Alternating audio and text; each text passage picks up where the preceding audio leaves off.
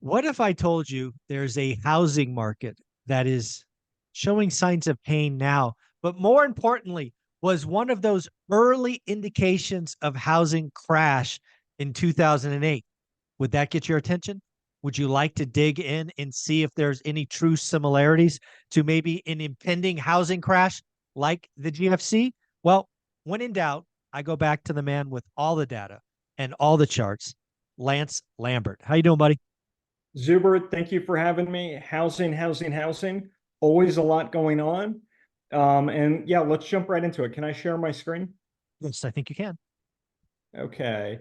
Um, I did an article last week looking at one of the hardest hit housing markets in the country in 2008, and it's sick again. And that market is Punta Gorda.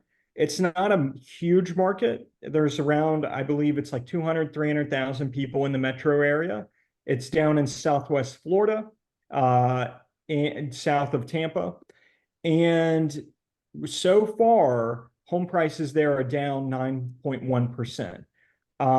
And let's take a little bit of a look at the market. And I found this home. It was bought, here's the address. It was bought by First Key Homes, which is an institutional landlord, and it was bought for 445. And they had it listed a few times for rent, cut the rent, put it back up, cut the rent again. And then they put it for sale this February for 400,000. So a chunk under the 445, and it's still getting marked down and it's 336. So if it's sold, Wow. it would be 25% below its May 2022 purchase price. Two key points. May 2022 in a lot of these markets is literally the height, right, Mhm. of the frenzy, right? So this home was bought at the absolute height. That's one. Two, it was bought by an institutional buyer, and some of these, just like the iBuyers, were overpaying a little bit because Yep. they had to deploy that capital, or else you're having to give it back, right? I don't know if that's the specific case for First Key, but that was the case for some of them, right? So they Correct. were a little more eager to go higher. So that could inflate the 25% a bit, but still, it's definitely a softened market. And if you look at the prices, what happened in Punta Gorda is that their frenzy was much hotter than the US at large. So home prices there were up 73% from the end of 2019 to May, June, right? In 2 years, I mean, a normal decade for a lot of markets is Yeah. 40, 50%, Yeah, right? exactly. That's usually that's a great decade, 73. You got that in 2 years? So Oh my goodness. So 73. And if you look at the national aggregate, what you see is we're kind of grinding. We're grinding sideways up, right? Punta Gorda is the opposite. They're grinding sideways down, Right. right? Where they get a little bit of a jump up in spring and then down, right? Whereas us, we're getting a little bit more of a jump up nationally aggregated in spring and then a bit of a give up at the end of the year, a little more than normal. But so we're grinding sideways. They're grinding down. And then I really like this one. I added an inflation line so you can kind Yeah. of put it into perspective, which is, a part of this jump up in housing is inflation, right? Yeah, the big thing there to tie this together with the rest of my channel is by adding the inflation line, you really allow us to understand what is the real home growth versus nominal home growth, right? AKA the adjustment for inflation. So well done. Yeah. And then for Austin, I haven't talked about it, but Austin's line is actually converged with the US, where they were Okay. one of these markets that were up 68%, kind of like Punta Gorda to kind of here. And then they've done something similar, but they've just kind of met with the US. Punta Gorda is Oh, not quite there, but I wouldn't be surprised once you look at more of the data that they'll probably get there. Here is the typical home value for the US and for Punta Gorda. And what you will see is they had a historic boom during the housing bubble period. mhm. And then they had a really sharp drop. They were down about 50%, 47.8% from peak to trough, 2006 to 2011. US was 26.2% peak to trough in the Zillow series. Some series you'll see it closer to 30. They kind of all vary, peak to trough Yeah. for the bubble, 25 to 30. Yeah, well, the other thing that's important there that I think a lot of people, because a lot of you're housing. You see all the crash content. You've even been on some of the channels that I consider crash channels. But this last time, it took 4 years, and that's one thing that I have heartburn. Even Punta Gorda, which is the biggest crash or correction, right? It's down 9%. It takes so much longer than people think, right? They're like, housing's going to crash 20% in a year. I mean, that's statistically nearly impossible. Punta Gorda is down 9%, sure, but it's taken 2 years to do it. Price, people don't understand how sticky prices are. Yeah. Yeah. Unless you really get the cascading effect from like lots of foreclosures, it's hard to really get huge jumps. Now, Punta Gorda did see some cascading last cycle. If you look at the US line, it was a slow grind down kind of, Mhm. where Punta Gorda, they just kind of got a little too high. But yes, you're right. When you do have corrections, historically speaking, usually regional corrections, they take time to play out. And Correct. that's why it's so hard to buy bottoms. Usually the only people who buy bottoms in real estate, and this is actually true for stocks and everything, is people who are just buying it the whole way down, right? Like Correct.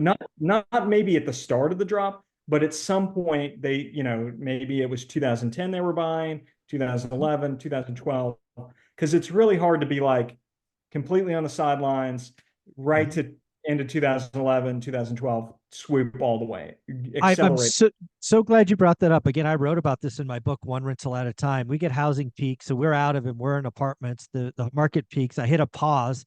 We didn't buy for 6 months because I'd never experienced a foreclosure wave or crash. And to your point, we started buying all the way down, right? The Norris Drive house that I talk about all the time peaked at 300. We start Mhm. buying again when it's going for 200, and we buy all the way down until it's valued at You know, it takes 75 it grand. takes it takes cojones to do that. But Yeah, we bought all usually the way those are down. the only people who do get bottoms is because it's really hard to be like go from 0 to 100. You kind of have to be buying it down. Yep, absolutely. And it was years. I mean, again, one of the things that's really interesting, again, I like looking at markets like Punta Gorda that were sick before and are sick again, because I'll be honest, I would love another housing crash. I like buying stuff 50% off. But I think there are some things that are different. Yes, the same market is sick, but I'm going to guess it might be sick for different reasons. Yeah, we'll get into that in a second. Yeah. And then here, this is one of my favorite charts that I do. I do it for a few different markets, and I always post the national ones for Case-Shiller and Zillow. Mhm. You can see the seasonality of housing. So from February to June for the prints, this is the seasonal strong period. In the Yep. real world, it starts a little earlier and can sometimes come back to like December-ish, right? As the spring season gets going. But for the prints, it's February to June. Yep. Now, if you stay strong past June, something's up, right? And Yeah, if you look at go 2021. Yeah, yeah. And if you go back 2005. and look at Yeah. 2002, 2003, 2004, the Yeah. fact that we were so strong late in the year, that was kind of like a little bit of an eyebrow Oh, raiser, right? great call. I missed that. Great call. And now, if you are very weak for appreciation in the seasonal strong period, that's a telltale sign that something could be coming right later Okay. in the year. And so Punta Gorda got a little tighter last spring, but affordability still remained strained, and they gave up more. And Yep. then this spring, they were actually even weaker, and that's why Weak. I've been Yeah. watching. Yeah, they only had one positive print all year. That Folks, if you're shopping in a buy box in Punta Gorda, let me just tell you right now, don't pay list price. Don't offer anything near list price. Time to write disrespectful offers because there are motivated sellers coming. And since the story came up, I got the new Zillow data on Monday. It's minus 0.9 again. So about 1% Wow. down June, about 1% for July. And usually, if you're in a correction, it's the August, September, October, November prints is where you're the weakest, and Mm. really in December. And then Pain is coming. now these January ones, if you go back and look at them, see sometimes they're the reddest. Yep. That's a carryover from November, December. Whereas in the real world, usually they've kind of tightened up at that point. But uh, So I love this matrix chart, and I think it's something good for people to track across their markets, see where you are for appreciation relative to historic norms. Absolutely. This is down from peak. This is not year over year, so it has a little bit more red than the current year over year, because some of these Western ones that are still down from peak, this is, remember, the end of 2022. Mm-hmm. Prices out west are, higher relative to incomes. People already stretched themselves a little more thin. That happened because of ZERP and then an acute housing shortage. So what that means is the western part of the country is always going to be a little bit more rate sensitive.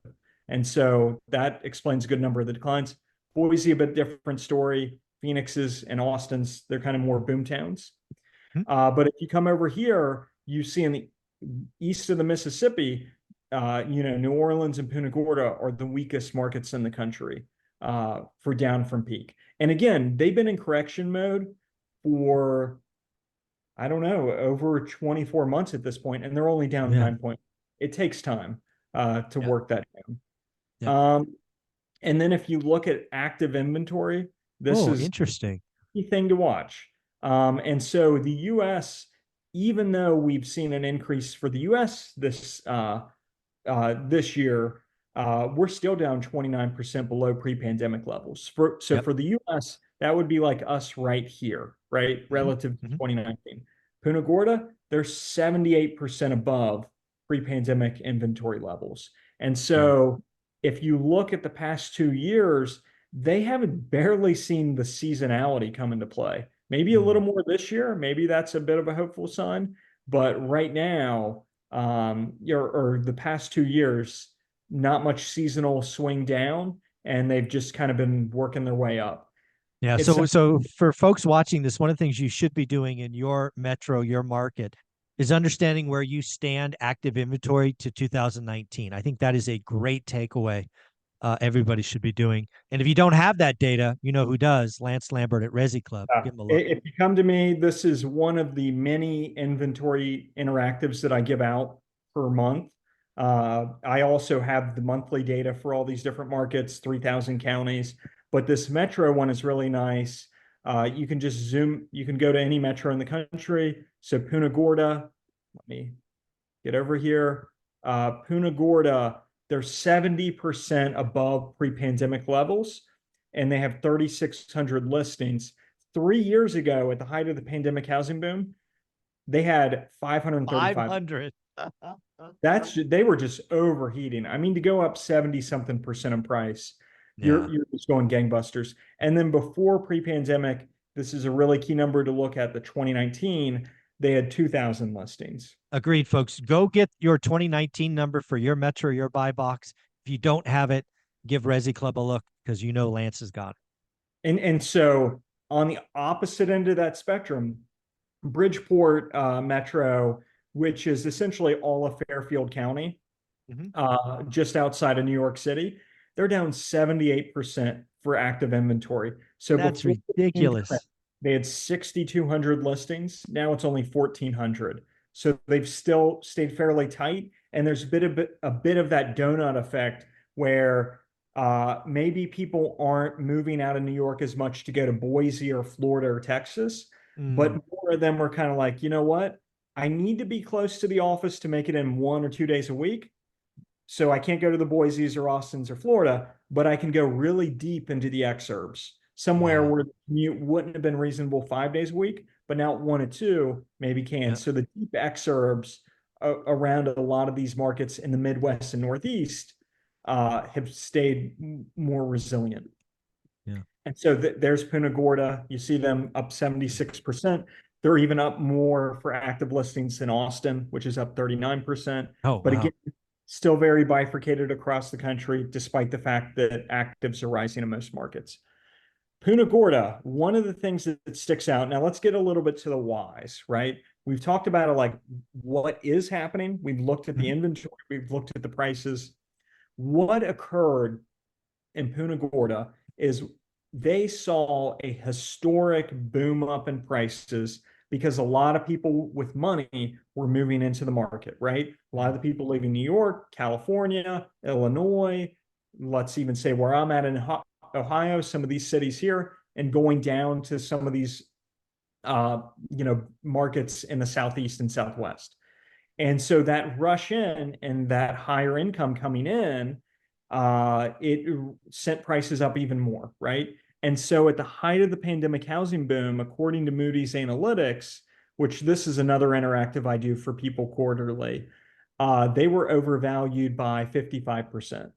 Hmm. So what occurred is that the market, in terms of prices relative to local fundamentals of incomes, just got too stretched, right?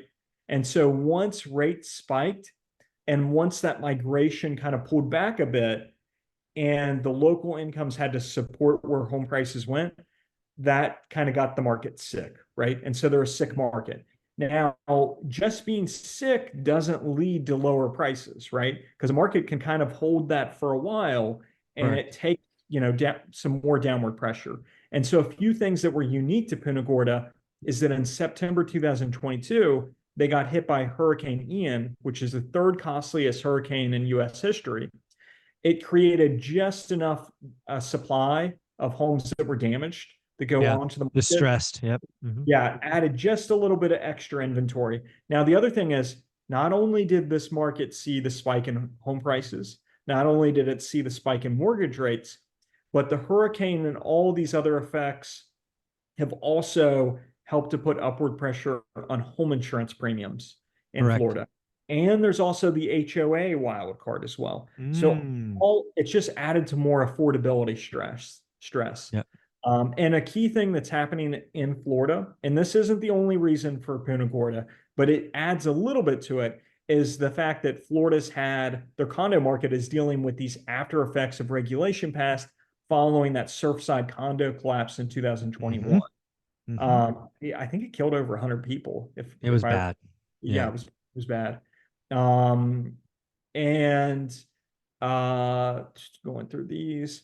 Another thing about Punta Gorda is that not only do they have the stressed affordability fundamentals, right? Hmm. Not only do they have the higher jump in home insurance, the HOAs, and a pullback in some pandemic migration, they also have a good amount of new construction coming into the market. Lenore's the biggest home builder there. And Punta Gorda, they have 200,000 residents. Yep. Pittsburgh has 2.4 million in their metro. Punta Gorda was permitting more single family homes than the entire metropolitan area of Pittsburgh. Now, I am picking on Pittsburgh a little bit, putting them in here. It's one of these older Rust Belt markets, although it's a very beautiful city. I love Pittsburgh. I'm from Cincinnati. It's kind of like a Cincinnati, but even more beautiful with their bridges and stuff. But I'm picking on them, and I picked them out because they are one of those bigger markets that doesn't have as much single family building, right? They don't have a lot.